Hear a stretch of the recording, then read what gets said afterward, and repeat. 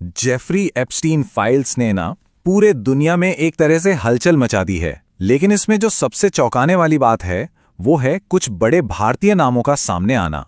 तो चलिए समझते हैं कि ये पूरा मामला आखिर है क्या।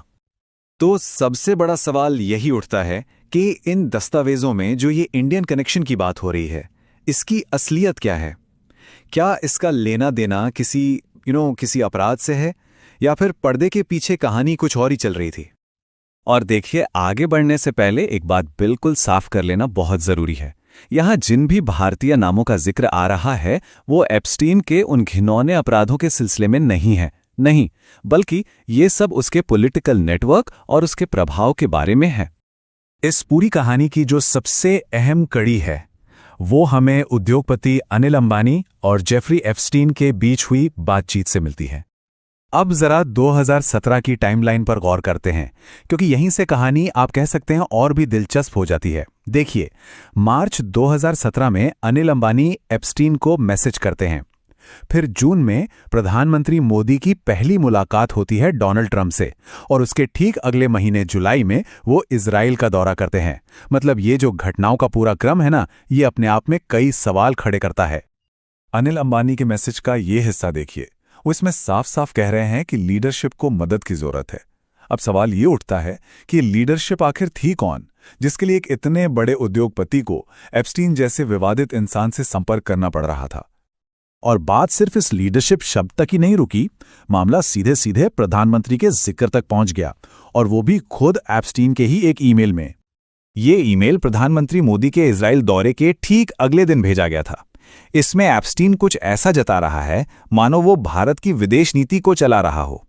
वो सीधे तौर पर यह दावा कर रहा था कि उसकी सलाह काम कर गई। और जाहिर है, जैसे ही ये सब बातें सामने आईं, भारत की राजनीति में एक भूचाल सा आ गया। विपक्ष और सरकार दोनों आमने सामने थे। कांग्रेस पार्टी ने तो सरकार पर सवालों की बौछार ही कर दी। उनका सीधा सवाल था कि भाई, प्रधानमंत्री एक सजायाफ्ता अपराधी से सलाह क्यों ले रहे थे, और कूटनीति के लिए जो हमारे ऑफिशियल चैनल्स हैं उन्हें साइड में क्यों रखा गया? अब इसके जवाब में सरकार ने दो तरफा बचाव किया। एक तरफ तो बीजेपी ने कहा कि यह विपक्ष का राजनीतिक प्रोपेगेंडा है और ईमेल का गलत मतलब निकाला जा रहा है, और दूसरी तरफ हमारे विदेश मंत्रालय ने इस ईमेल को एक दोषी अपराधी की बकवास कहकर पूरी तरह से खारिज कर दिया। लेकिन कहानी यहीं पर खत्म नहीं होती है। इन दस्तावेजों में एक और बड़ा नाम सामने आता है, और वो हैं कैबिनेट मंत्री हरदीप सिंह पुरी। रिकॉर्ड्स के हिसाब से पुरी एप्स्टीन से कम 3 बार मिले थे। हाँ, ये मुलाकातें उनके मंत्री बनने से पहले हुईं, और कहा यह गया कि डिजिटल इंडिया पर चर्चा हुई थी। पर सबसे बड़ा सवाल तो यही है ना कि डिजिटल इंडिया जैसे इतने अहम विषय पर बात करने के लिए एक सजायाफ्ता अपराधी को ही क्यों चुना गया? सरकार के जवाबों और खंडन के बावजूद कई ऐसे सवाल हैं जो आज भी कह सकते हैं कि हवा में तैर रहे हैं। जैसे कि क्या प्रधानमंत्री मोदी की कभी एप्स्टीन से कोई मुलाकात या बात हुई?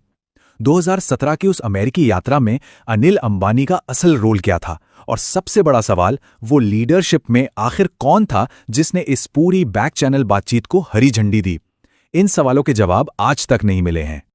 तो आखिर में सवाल बस यही बचता है, क्या इन हाई प्रोफाइल कनेक्शंस के पीछे की जो पूरी सच्चाई है वो कभी हम सबके सामने आ भी पाएगी, या फिर ये भी सत्ता के गलियारों का एक और अनसुलझा राज बनकर ही रह जाएगा?